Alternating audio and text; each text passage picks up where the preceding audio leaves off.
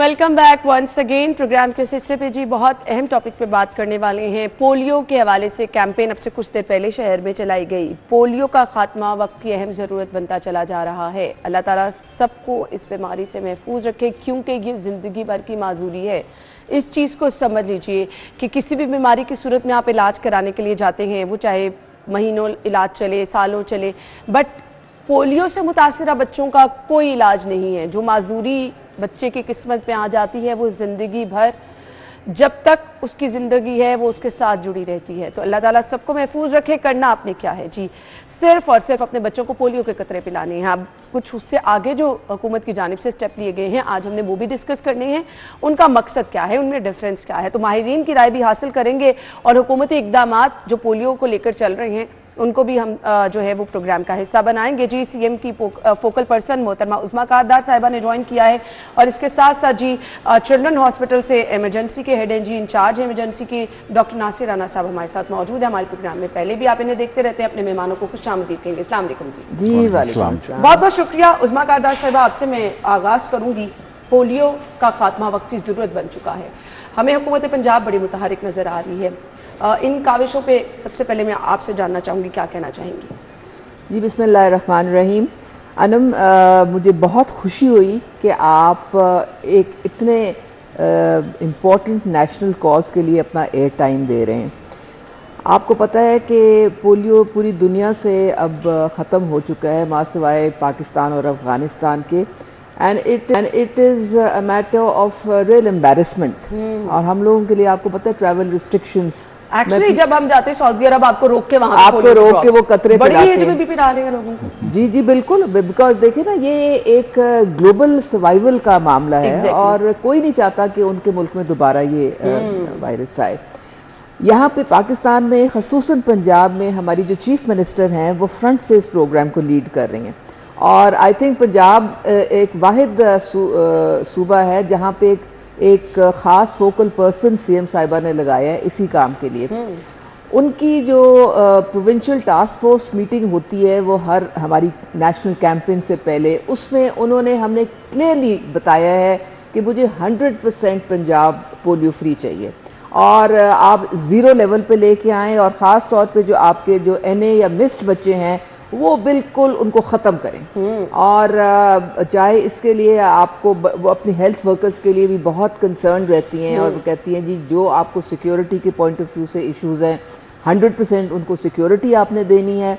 और एक दफ़ा मुझे याद है उनको झंझला गई एक मीटिंग में ना, कहती हैं कि ये क्या बात है। हमने उनको बताया कि जी 3 साल तो पंजाब पोलियो फ्री था, लेकिन अब चूंकि इंटर प्रोविंशियल हमारे बॉर्डर्स मिलते हैं, KP से, बलूचिस्तान से, सिंध से, फिर ऊपर अफगानिस्तान के साथ 2500 किलोमीटर का हमारा बॉर्डर मिलता है, तो वो एक जो हाई रिस्क मोबाइल पॉपुलेशन है उसको आप रोक नहीं सकते हैं। आप सिर्फ ये कर सकते हैं कि जो सर्कुलेशन है उस वायरस की, आप उसको ब्रेक करें। और उसको ब्रेक करने का तरीका एक ही है कि एक थरो तरीके से आप कैंपेन्स चलाएं और बच्चों को पोलियो वैक्सीन के कतरे पिलाएं और उसी से आपके बच्चे जो हैं वो महफूज रहते हैं। तो उन्होंने वो कहा कि ये क्या बात है कि हम पंजाब को पोलियो फ्री करते हैं और ये बाकी सूबे में फिर भेज देते हैं। एग्जैक्टली ऐसे ही है। उन्होंने कहा कि तुम जाके खड़ी हो जाओ वहाँ पे इंटर प्रोविंशियल किसी बॉर्डर पे और मुझे बताओ कि हर गाड़ी में हर बच्चे को कतरे पिलाए जा रहे हैं कि नहीं। आप यकीन करें ना, मैं 3 घंटे वहाँ अटक खुर्द में खड़ी रही। एक एक बस, एक एक प्राइवेट कार, एक एक रिक्शा, एक एक गधे गाड़ी, सब में कोई बच्चा जो है बगैर वैक्सीन पिए यहाँ पे एंटर नहीं हुआ पंजाब में। तो ये हमारी तो 100% एडमिनिस्ट्रेटिव कवरेज है। चलिए जी, we really appreciate. Doctor Nasir Rana हमारे साथ मौजूद है। डॉक्टर साहब, पोलियो के कतरे अभी बच्चों ने पिए और अब मैंने जैसे कि आपसे भी प्रोग्राम में स्टार्ट से पहले मैंने जिक्र किया कि मेरे स्कूल, बच्ची के स्कूल से भी आई है जी कॉल कि बच्ची को इंजेक्शन लगना है। तो ये इंजेक्शन क्यों लगाया जा रहा है, डिफरेंस क्या है ड्रॉप्स में और इस इंजेक्शन में? देखें, इंजेक्शन में और ड्रॉप्स में पहले शुरू में सारे मुल्कों ने ड्रॉप्स पिलाए बच्चों को, उससे पोलियो उनका काफ़ी हद तक कम हो गया, लेकिन उससे इम्यूनिटी बहुत डेवलप हुई। लेकिन कई दफ़ा किसी बच्चे में इम्यूनिटी उससे नहीं भी आती, प्रॉब्लम भी हो सकता है। ठीक है, लेकिन जब हम इंजेक्शन लगाते हैं वो तो 100% उसके अंदर चला जाता है ना, उसका जो हम इनोकुलम होता है, जो वैक्सीन का एक पार्ट है वो उसके अंदर जाता है। जब वो अंदर जाता है तो बॉडी उसको रिस्पॉन्स करती है। अच्छा, जब हम दोनों चीज़ें इकट्ठी देते हैं ना, एक गट के ज़रिए जाती है, आंतों के ज़रिए, आंतों में जो चीज़ जाती है वो उसको फैलने से, अगर कोई वायरस होगा, पोलियो वायरस उसके अंदर है, उसको फैलने से बचाती है, उसको आगे मज़ीद नहीं जाता। और जो इधर इंजेक्शन लगाते हैं ये उसकी इम्यूनिटी को मज़ीद बूस्टअप करता है। दोनों चीज़ें इकट्ठी लगें और अल्टीमेटली कुछ अरसे के बाद जब ये इंजेक्शंस लगेंगे, आगे पीछे जब इंजेक्शंस लगते हैं तो इससे इम्यूनिटी बहुत बेहतर हो जाती है। एक बड़ा अच्छा चांस है, बड़ा अच्छा मौका है। गवर्नमेंट ने बहुत बड़ी एफर्ट की है कि इंजेक्शंस पे आए हैं, कि घर घर इंजेक्शन लगाना, स्कूलों में जाके इंजेक्शन लगाना इज़ वेरी डिफ़िकल्ट। इवन एक जगह पर हॉस्पिटल में लगाना बड़ा मुश्किल हो जाता है। तो ये एक बहुत बड़ी एफर्ट है जिसमें पेरेंट्स को फ़ायदा उठाना चाहिए। इससे जब ये कंप्लेन कंप्लीट हो गई और इसका सेकंड फेज़ भी कंप्लीट हो जाएगा तो अब फिर देखिएगा फिर केसेस यहाँ पे होपफुली नहीं आएंगे इंशाल्लाह। जी, हम उम्मीद भी यही करते हैं। अच्छा डॉक्टर साहब, आपसे मैं ये भी जानना चाहूँगी कि अब वो नॉर्मली वैक्सीनेशन कोई भी कराए ना तो बच्चों को बुखार हो जाता है, तो पेरेंट्स का बड़ा कंसर्न होता है। तो इस वैक्सीन के बाद बच्चों को बुखार वगैरह होता है, और ये किस एज से किस एज तक रिकमेंडेड है?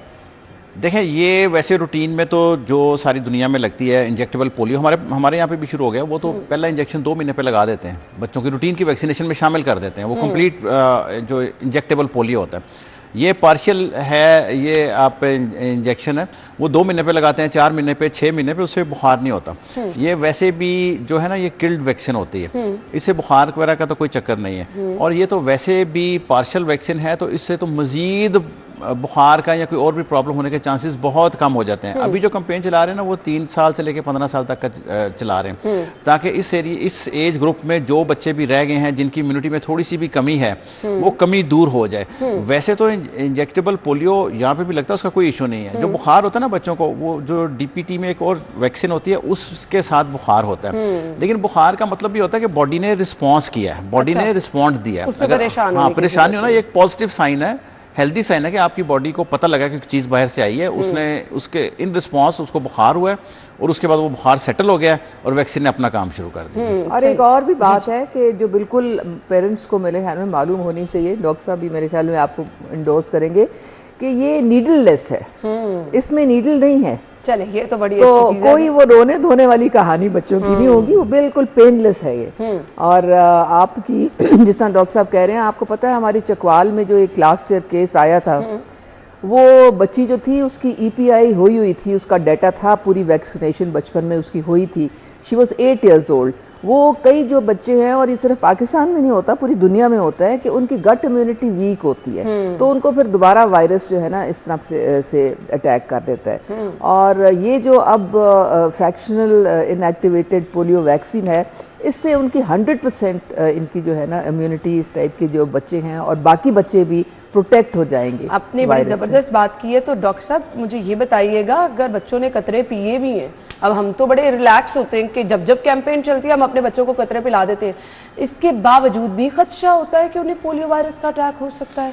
देखिए, वैक्सीन जो भी है ना, जितनी भी, पोलियो तो एक वन ऑफ द वैक्सीन है ना, उसके अलावा भी बेशुमार वैक्सीन हैं।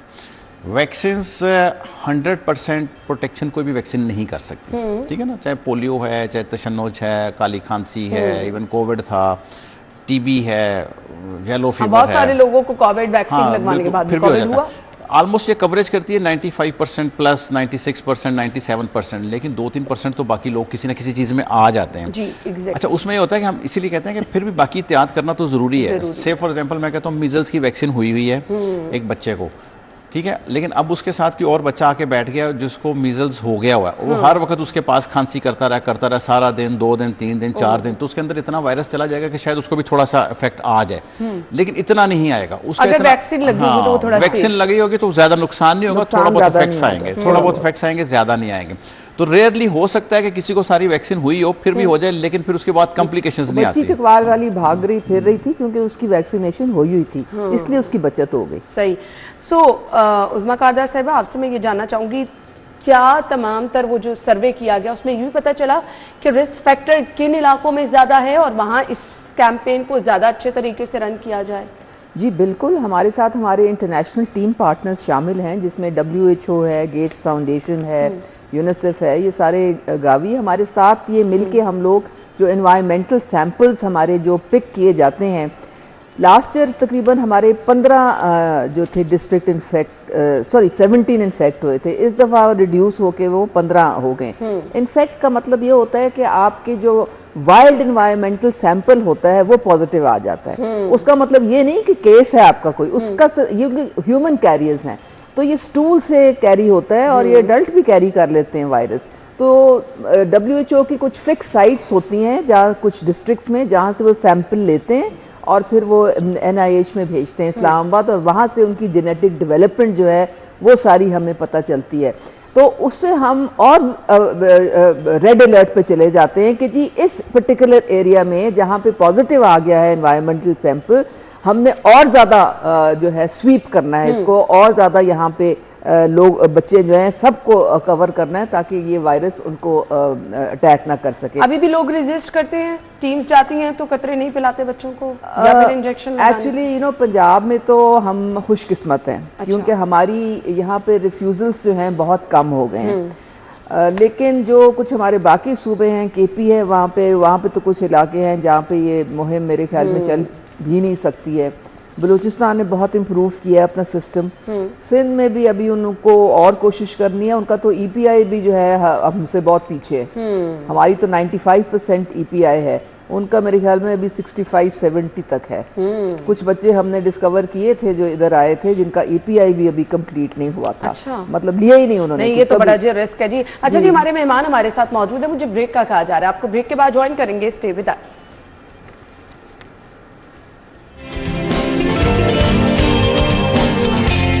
Welcome back once again. हमारे मेहमान हमारे साथ मौजूद है। अच्छा, आजकल क्या हो रहा है, क्योंकि स्मोक की वजह से हर बंदा जो है मुतासर नजर आ रहा है, वायरल इन्फेक्शन चल रहा है, लोगों का गला भी खराब हो रहा है, फ्लू भी हो रहा है, बच्चों के साथ भी यही सब कुछ चल रहा है। तो ऐसे में क्या आप अपने बच्चे को पोलियो के ड्रॉप्स या फिर ये वैक्सीन लगवा सकते हैं डॉक्टर साहब? जी देखें, जहाँ तक ये स्मोक की वजह से ना, वो तो एलर्जी की वजह से लोगों को छींकें आ गई, खांसी हो गया, थोड़ा बहुत नाक बहना शुरू हो गया, हल्का फुल्का बुखार हो गया, दैट्स नॉट एन इशू। उसमें तो आप बिल्कुल लगवा सकते हैं, हर तरह की वैक्सीन लगवा सकते हैं और हम लगाते हैं। हाँ, अगर किसी और को बुखार है, जैसे 103, 4, 5 बुखार हो गया, उस वक्त वो वैसे ही और सिरप पी रहा होगा बच्चा या इंजेक्शन लगवा रहा होगा, उसमें हम वैसे ही कहते हैं कि 2-4 दिन ना लगवाएं। इसलिए नहीं कहते कि मसला होगा, सिर्फ इसलिए कहते हैं कि कोई ये ना समझे कि ये इसकी वजह से हो गया, वो इंसिडेंस में उस पर ना पड़ जाए। इसलिए हम कहते हैं भाई आप 5 दिन ठहर जाए, कोई बात नहीं, हम भी इधर ही हैं, आप भी इधर ही हैं, बच्चा भी इधर ही, हम 5 दिन के बाद दे देंगे दोबारा। इसलिए वेट कराते हैं, अदरवाइज कोई इशू नहीं, इट्स नॉट एन इशू कि हम इसमें किल्ड वायरस है, बुखार में भी दे सकते हैं, कोई इशू नहीं। उस्मा कारदार साहब, आपसे जानना चाहूंगी, अभी सर्वाइकल कैंसर के लिए वैक्सीन लगी, स्कूल से मैसेज आया, बहुत सारे लोगों ने रजिस्ट कर दिया, बहुत सारे पेरेंट्स ने कहा जी हमने लगवानी, अब साथ ही ये वाली वैक्सीन का आ गया, तो लोग समझ रहे हैं कि ये मर्ज किया जा रहा है, दोनों को बताए बगैर बच्चियों को लगा दी जाएगी, तो इस पे क्या कहना चाहेंगी? अना, बहुत अच्छा आपने मुझसे सवाल किया, और सॉरी मैं आपको अनम कहती रही हूँ, एक्चुअली जो नेम है अना मुझे मालूम नहीं था। एक्चुअली ये जो पाकिस्तान में जो अफवाहों का जो बाज़ार गर्म होता है और जो फेक न्यूज़ फैलाई जाती है, ये 5th जनरेशन वॉरफेयर का हिस्सा है। मैं आपको भी बता दूं, मैं और आपके तवज्जुह से मैं आपकी ऑडियंस को भी बता दूं, ये जो हम लेके स्मार्टफोन्स घूमते हैं, किसी ने भी, मैं तो कहती हूँ मुल्क दुश्मन अनासरी होंगे जो कि एक अच्छी चीज़ अब अवाम के लिए जब हुकूमत करे, उसके खिलाफ एक प्रोपेगेंडा आप शुरू, फजूल का प्रोपेगेंडा आप शुरू। जो HPV की जो वैक्सीन सर्वाइकल कैंसर की जो थी, आपको पता है 2nd largest cause of death in young girls, और ये 20,000 की एक वैक्सीन है, बड़ी महंगी वैक्सीन है, और बड़ी हमारे तो मैनिफेस्टो में था कि हम ये लेके आएंगे और बच्चियों को महफूज करें। उसके खिलाफ इतना प्रोपेगेंडा और कुछ, वो आपको पता है अपने वो डॉलराइजेशन का चक्कर में फिर हम लोगों ने बड़ी सख्त एक्शन ली इसकी, और बाकायदा FIRs तक कटी, और हमने कहा भी ये आपकी बच्चियों की सेहत का मामला है, आप कम से कम डॉक्टर से ही कंसल्ट कर लें। हमारे से शायद ये गलती हो गई कि हम जो एजुकेशन डिपार्टमेंट है उनके साथ हमारी कोऑर्डिनेशन शायद इतनी अच्छी नहीं थी, तो इसलिए थोड़ा सा वो कंसेंट फॉर्म्स का सिलसिला हो गया। लेकिन ये हुकूमत कभी भी ऐसी कोई चीज़ नहीं करेगी जिससे नुकसान पहुंचे किसी को। अब ये जो आप यकीन करें, उसका फॉल आउट हमारी पोलियो की कैंपेन पे हुआ, क्योंकि मैं तकरीबन कोई 30 डिस्ट्रिक्ट्स में अभी तक जा चुकी हूँ, और मैंने उनसे पूछा, मैंने कहा कोई रिफ्यूज़ल, और उन्होंने कहा जी रिफ्यूज़ल तो कोई नहीं थे, लेकिन हमें कुछ लोगों को से रेजिस्टेंस आई थी, क्योंकि जो HPV की वजह से उन्होंने कहा लोगों ने ये फैलाना शुरू कर दिया था कि इसमें भी वही चीज़ है, जो कि बिल्कुल गलत था। और ये मैं आपको बता दूं कि अब जो ये पोलियो की जो वैक्सीन है, ये बिला तफरीक लड़के और लड़कियों दोनों ठीक है के लिए है, तो और इसमें कोई ऐसी बात नहीं है, क्योंकि हुकूमत तो वहाँ लोगों को प्रोटेक्ट करने, महफूज करने के लिए ये करती है, और बड़ी तगोदो और कोशिश के बाद हमें WHO ने ये वैक्सीन दी है। वरना वो कहते थे कि बस हम 5 साल के बच्चों तक के लिए देंगे, हम उससे बड़े बच्चों के लिए नहीं देते आपको। अच्छा, एक केवल अभी थोड़ा सा एलिमेंट है ना कि हम लोगों को जो चीज़ फ्री मिल रही होती है ना, हम कहते हैं भाई ये तो छोड़ दे, ये तो फलां साजिश है, ये तो ये प्रोपेगेंडा किया जा रहा है। तो मेरे ख्याल से वो जो पैसों से चीज़ रखवाई जाती है उस पर वो थोड़ा सा लोग वो भी कहते हैं कि नहीं जी अब लगवा लो। ऐसे ही है बाकी एक्चुअली ये अलमिया है लोगों का कि आपको वैक्सीन क्योंकि फ्री मिल रही है तो आप लोग कह रहे हैं नहीं नहीं नहीं नहीं इसके पीछे तो कोई। आपसे मैं एक बात बताऊं, पूरी दुनिया में ये लोगों को खुद हॉस्पिटल में जाके तो ये पोलियो वैक्सीन दिलवानी पड़ती है बच्चों को। एक ये वाहिद हम लोग रह गए हैं जो हम घर घर जाके लोगों के पास पहुंचते हैं, और हमारी हेल्थ वर्कर्स जो हैं वो चाहे वो आंधी हो, तूफान हो, धूप हो, उसमें निकली होती हैं। ये और दुनिया में आपको कहीं नहीं मिलेगा। खुद एक ड्यूटी होती है तो कि आप अपने बच्चों को हॉस्पिटल लेके जाएं, और वहाँ जो फिक्स साइट्स हैं वहाँ पे आप ये वैक्सीन। तो हम लोगों को भी अब चाहिए कि हम थोड़े होश के नाखून लें और हुकूमत से तावन करें। अगर हुकूमत इतना आपके लिए कर रही है, आपके हेल्थ वर्कर्स इतना कर रहे हैं, तो आप भी उनको वेलकम करें। जब वो आपके घरों में आए, उनको सारी इंफॉर्मेशन दें। कोई गेस्ट आया हुआ है या कोई मुलाजिम है, हर तरीके से उनको मिस्ड बच्चों की भी बताएं कि जी क्यों मिस्ड है, किस वक्त वो। हमारी टीमें आप यकीन करें 2-2, 3-3 चक्कर लगाते हैं दिन में, ताकि बच्चा अगर कोई मिस हो गया, अगर नहीं है घर मौजूद, तो उसको फिर आके दोबारा पिलाएं। डॉक्टर साहब, कुछ पेरेंट्स का ना बड़ा कंसर्न होता है कि इसकी स्टोरेज का भी, कोल्ड स्टोरेज का भी एक प्रॉपर मैकेनिज्म होता है, तो यू नेवर नो कि उसको फॉलो किया भी जा रहा है नहीं, घर में जो टीमें आ रही हैं या स्कूल में जो पहुंचेंगी उसको प्रॉपर तरीके से उसकी कोल्ड स्टोरेज का मेंटेन किया भी जा रहा है या नहीं। सो इस पे आप क्या कहना चाहेंगे? इसमें देखें, एक तो हमें चाहिए कि पेरेंट्स का ट्रस्ट को विन करें। लाइक जैसे मैं अगर वैक्सीन करता हूँ या कोई इंजेक्शन लगवाता हूँ, मैं पेरेंट्स को दिखाता हूँ, मैं कहता है ये देखें, ये इसका नाम है, ये डेट ऑफ मैन्युफैक्चरिंग है, ये इसका बैच नंबर है, आप नोट कर लें, और अगर किसी के ऊपर बार कोड लिखा है तो आप ले लें। बार कोड को स्कैन करें, सारी दुनिया से पता लगेगा ये कहाँ बनी, कहाँ गई, ट्रेस होती है। मैं क्या आप ट्रैक करें, मैं क्या आप ट्रैक करें ना, फिर उसके ऊपर देखें। जैसे अभी आप कह रही हैं कन्फ्यूजन हो, HPV है या ये पोलियो है, तो उसके ऊपर बड़ा क्लियर कट लिखा होगा ये पोलियो है, इसमें ये चीज़ है, इसमें ये इंग्रेडिएंट है, उसकी पिक्चर खींच लें, अपने पास रख लें। ये तो बहुत ज़रूरी है, क्योंकि देखें जब एक दफ़ा 2 दफ़ा किसी का ट्रस्ट होता है ना, से फॉर एग्जांपल अगर किसी का मुझ पे ट्रस्ट है, मैं 2 दफ़ा उसको ट्रस्ट गेन कर लेता हूँ ना, फिर अगली दफ़ा वो ब्लाइंडली आते हैं, वो ना देखते हैं ना पूछते हैं कि जी डॉक्टर साहब जो है लगा दें, जो है लगा दें, फिर अगली दफ़ा इस तरह करते हैं। तो हमें उसके लिए यही करना होगा कि हम लोगों का ट्रस्ट को विन करें इसमें, ठीक है। और आपको पता है कि वो जो आपने ब्लू से वो कैरियर्स देखे होंगे, वो उसमें आइस पैक्स होते हैं उसको प्रोटेक्ट करने के लिए वैक्सीन को, जो कि हेल्थ वर्कर्स को, और वो बाकायदा उनको चेंज किया जाता है अगर वो पिघल जाए। और हम लोग अपने हेल्थ वर्कर्स को कहते हैं कि जी आपने इसको साए में निकालना है, धूप में भी खड़े होकर आपने किसी बच्चे को ये वैक्सीन नहीं देना, सही, ताकि उसकी पोटेंसी ना इफेक्ट हो। सही। और वैक्सीन वाइल मॉनिटर होता है, सॉरी मैं आपकी बात कर रहा हूँ, VVM एक होता है, उसमें कलर वाइल के ऊपर ना कलर होता है, 2 कलर होते हैं, जब वो खराब होती है वो कलर एक हो जाता है, कलर चेंज हो जाता है, तो उसे कोई भी देख सकता है। चलिए ये अच्छी चीज है, आपने पहचान बता दी, बल्कि आप इस चीज को दोबारा रिपीट कर दें ताकि वो पेरेंट्स जो कि घर में जो टीम आ रही है आपके बच्चों को पोलियो के खतरे पे, आप चेक करें, या आपका भाई राइट है जी, पेरेंट्स जिनका भी कंसर्न है। डॉक्टर साहब कैसे देखें? पेरेंट्स का राइट है, पेरेंट्स को चाहिए कि जो भी आए उनको कहें हमें दिखाएं कि इसका जो मॉनिटर किधर है ऊपर लगा हुआ, ये किस तरह है, इसका कलर सेम है या डिफरेंट है, और जब ख़राब होगी तो क्या होगा, वो इनको एक्सप्लेन करेंगे, बताएंगे, फिर उनकी तसल्ली होगी तो वो लगवाएं और तसल्ली हो जाएगी। उस्मा साहब, टीमों की ये आपने वो काउंसलिंग की होती है कि उनको कम से कम ये पता हो वैक्सीन के बारे में? आप यकीन करें कि बाकायदा सब टीमों की ट्रेनिंग्स होती हैं। हर हमारी कैंपेन से पहले UCMOs होते हैं, एरिया इंचार्ज होते हैं, वो अपने हेल्थ वर्कर्स की टीम्स की ट्रेनिंग करते हैं और उनको इनकरेज करते हैं कि आपको अगर कोई रिफ्यूज़ल हो तो आपने उलझना नहीं है किसी से, आप बड़े आराम से तसल्ली से अपने जो सुपीरियर है, सीनियर है, उसको आके बता दें, फिर वो खुद इसको हैंडल करेंगे। तो इसलिए हमारे तो बाकायदा हर कैंपेन से पहले ये ट्रेनिंग्स होती हैं। सही।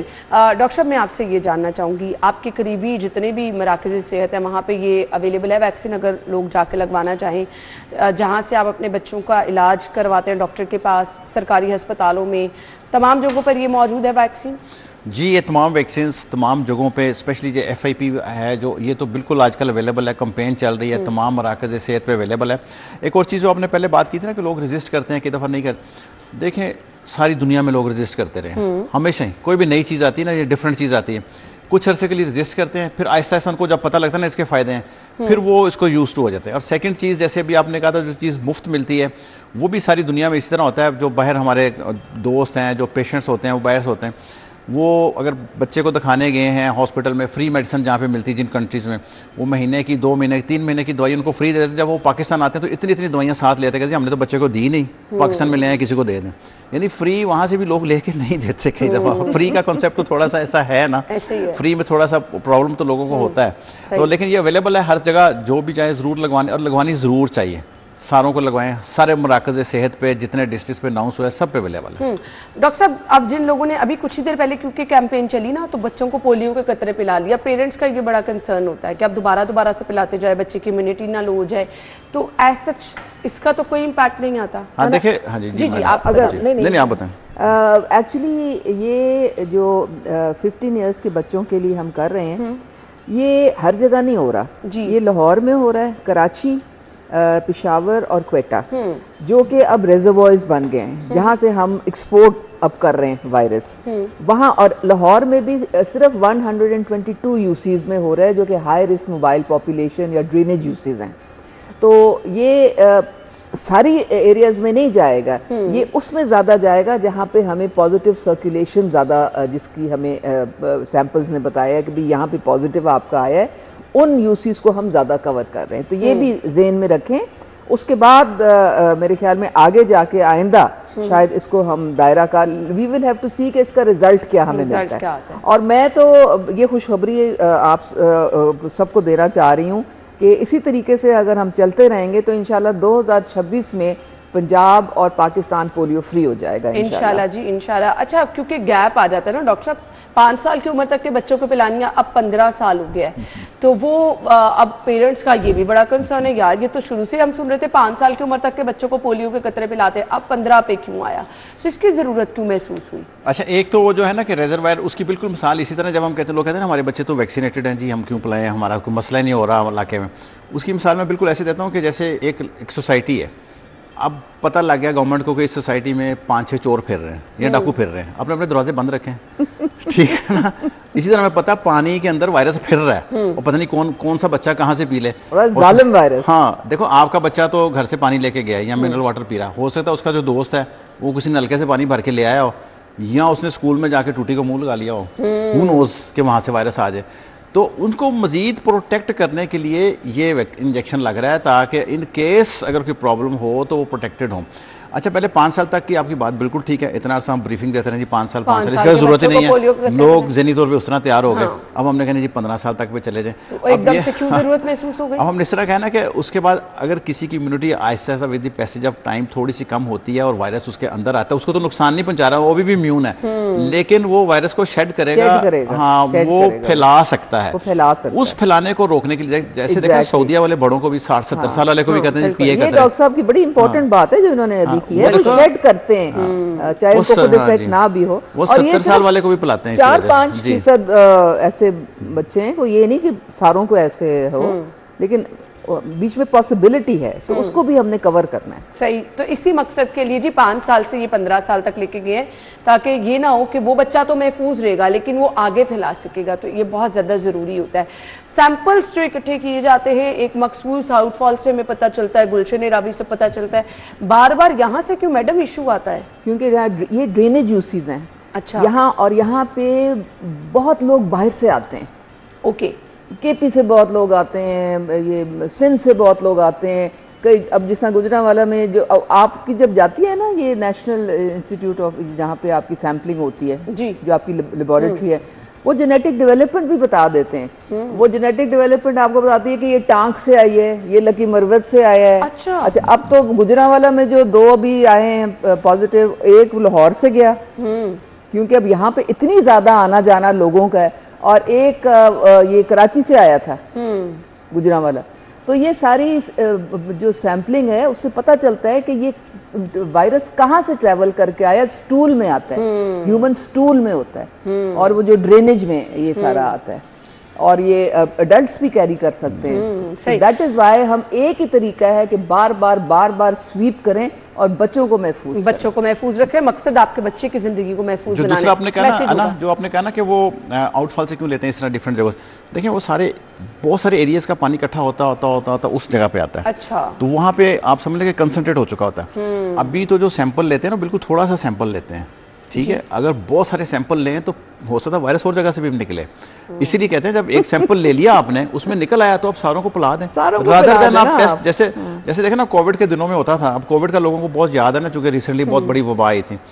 अब कोविड के दिनों में शुरू में तो टेस्ट कराए बहुत सारे लोगों के, बट जब उसके बाद टेस्ट कराना बंद कर दिए। फिर जिसको खांसी जुकाम बुखार था, जी कोविड है, पैरासिटामोल खाओ, घर बैठो। तो है इसमें भी यही है कि जब हमने 2-4 जगह से देखा सैंपल आ गया, तब बहुत ज़्यादा सैंपल की ज़रूरत ही नहीं। अब सारों को वैक्सीनेट करें, सारों को कतरे पिलाएं, और सारों को इंजेक्शंस लगते हैं जो आती है, उसमें उनकी वैसे ही प्रोटेक्शन हो जाएगी। जरूरत ही नहीं, ना सैंपलिंग की जरूरत है, ना किसी और काम की जरूरत है। बिल्कुल, इरेडिकेट करने का यही तरीका है। बिल्कुल, और इसको आपको बार बार कंटिन्यू रखना पड़ेगा। बाकी दुनिया में जितने ममालिक हैं उन्होंने भी इसी तरह से इसको खत्म किया, और हम लोगों को मिलकर साथ देना होगा, अदरवाइज ये पॉसिबल नहीं हो सकता। तो मैं अपने प्लेटफॉर्म से आप सबसे रिक्वेस्ट करना चाहूँगी कि ज़रूर अपने बच्चों को ये वैक्सीन लगवाएं, पोलियो के कतरे पिलाएं। इसी तरह से हम अपने मुल्क से पोलियो का खात्मा कर सकते हैं, अदरवाइज ये ख्वाब कभी शर्मिंदा ताबीर नहीं होगा। Thank you so much and good luck. बहुत बहुत शुक्रिया आप लोगों का। हम ब्रेक के बाद आपको ज्वाइन करेंगे जी, स्टे विद अस।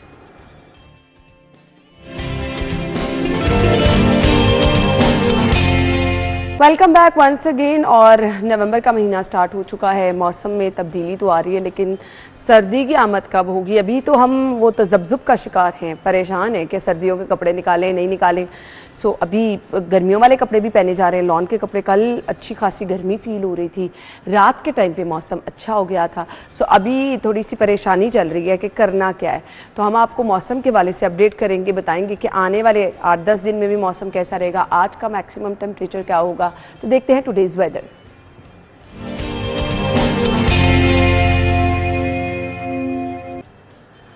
सो समरा हैं बाहर मौजूद, आज का मौसम पहले उनसे जानते हैं। समरा, पहले तो आज का मौसम बता दें, एयर क्वालिटी बता दें क्या है, और सेकेंडली फिर मुझे बताइएगा ये सर्दियों वाला जो सिलसिला है वो कब शुरू होने वाला है। हम बड़े परेशान हैं कि जी गर्मियों के कपड़े रखें, सर्दियों के निकालें ना निकालें। अभी जैसे कल हमें टेम्परेचर थोड़ा हाई लग रहा था, सो आज का मैक्सिमम टेम्परेचर क्या होने वाला है? जी, आज के मैक्सिमम टेम्परेचर के हवाले से ना अगर बात कर लीजिए तो इस वक्त जो है वो 27 डिग्री सेंटीग्रेड तक रिकॉर्ड किया जा रहा है, लेकिन आज ज़्यादा से ज़्यादा 30 डिग्री और कम से कम 17 डिग्री सेंटीग्रेड रहने का इम्कान है। हवा में नमी का तनासुब 47% है, 3 किलोमीटर फी घंटा की रफ्तार से हवाएं चल रही हैं। आसमान पर सूरज भी मौजूद है, लेकिन उसके बावजूद हवाओं की तासीर जो है वो ठंडी महसूस की जा रही है, क्योंकि नवंबर का आगाज़ होते ही मौसम में जो है वो तब्दीली देखने में नज़र आ रही है। और महकमा मौसमियात की जानिब से ये कहा जा रहा है कि अब मौसम जो है वो आहिस्ता आहिस्ता सर्दियों की जानिब गामजन है। सर्दी का आगाज़ होने से पहले बारिशों का एक स्पेल होगा, उसके बाद जो है वो बाकायदा तौर पर सर्दी जो है वो स्टार्ट होगी। ये कहा जा रहा है कि नवंबर के वस्त तक जो है वो बारिशें हो सकती हैं, जिससे बाकायदा तौर पर जो है वो सर्दी का आगाज़ होगा और फिर मौसम में जो है वो तब्दीली देखने में नजर आएगी।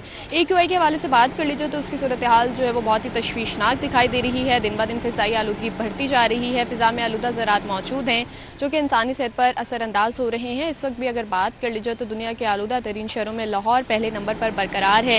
एयर क्वालिटी इंडेक्स की शरह 292 तक रिकॉर्ड की जा रही है, लेकिन शहर के कुछ इलाके ऐसे भी हैं जहां पर आलूदगी की शरह 750 से भी ज़्यादा है, जो कि माहिरीन की जानिब से जिसे ख़तरनाक करार दिया जा रहा है। शहरियों से यही अपील की जा रही है कि हुकूमत और महकमे माहौलियात तो अपनी तर्ज पर इक़दाम कर रहा है, लेकिन जब तक शहरी इसमें जो है वो पार्टिसिपेट नहीं करेंगे, एहतियाती तदाबीर का ख्याल नहीं करेंगे, तब तक जो है वो इसमें कमी नहीं देखी जा सकेगी। शहरियों से यही अपील की जा रही है कि कूड़ा ना जलाया जाए, फसलों की बाकियात को जलाने से गुरेज किया जाए, बाहर निकलना है तो मास्क का इस्तेमाल यकीनी बनाएं। और ये भी कहा जा रहा है कि आज शाम 7 बजे के बाद से जो है वो शहरी गैर ज़रूरी तौर पर जो है वो घरों से ना निकले, क्योंकि शाम के औकात में फिर से फ़िज़ाई मेयार ज़्यादा होगा, एयर क्वालिटी पर भी इफेक्ट पड़ेगा, क्योंकि भारत की जानिब से भी आलूदा हवाओं का रुख मुसलसल लाहौर की जानिब है, जो कि लाहौर के फ़िज़ाई मेयार पर असरअंदाज हो रही हैं। तो शहरियों से यही अपील की जा रही है कि मास्क का इस्तेमाल करें और दीगर एहतियाती तदाबीर पर भी अमल करें। ठीक है, थैंक यू सो मच जी। हमारे साथ मौजूद थी समरा, मौसम की सूरत हाल बता रही थी। आज है 3 तारीख, जिनकी बर्थडे है उनको विश करने जा रहे हैं। मुबशर हुसैन की सालगिरह है, राना नौमान की, मारवी सईद की सालगिरह है, जुनैरा भट्ट की सालगिरह है, आयत अली और शाकिर की आज बर्थडे है जी। आप सब लोगों को मुबारकबाद, हैप्पी बर्थडे।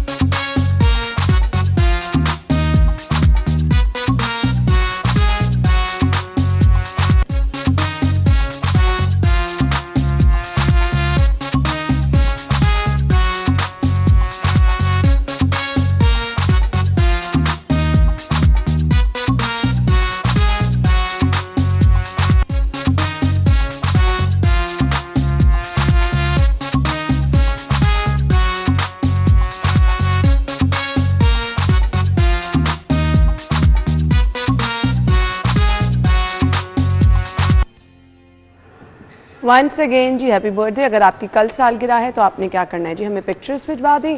आपकी सालगिरह को भी हम ऐसे ही स्पेशल बनाएंगे। आप किसी को स्पेशल फील कराना चाह रहे हैं, आप किसी को सरप्राइज़ देना चाह रहे हैं जी, हमारा प्लेटफॉर्म आपके के लिए है जी। आप हमें भेज सकते हैं अपनी बर्थडेज़ और आप की बर्थडे को भी शामिल किया जाएगा। स्क्रीन पर नंबर दिखा दीजिए, इस नंबर पर आपने हमें अपनी पिक्चर के साथ अपना नाम लिख के भेजना है, तो आप भी प्रोग्राम में शामिल हो सकते हैं जी। आपकी सालगिरह को भी हम ऐसे ही स्पेशल बनाएंगे। तो इसके लिए थोड़ा सा आपने जल्दी करना है जी, क्योंकि हमारे पास एक लंबी लिस्ट होती है, तो हमने उसमें से कुछ नाम शॉर्ट करने होते हैं। तो वो लोग हमारे लिए हमेशा इंपॉर्टेंट रहते हैं जो कि पहले नाम भिजवा देते हैं, उनको पहले शामिल कर लेते हैं। अगला सेगमेंट शामिल करते हैं, आपको बताएंगे आज के भाव क्या हैं।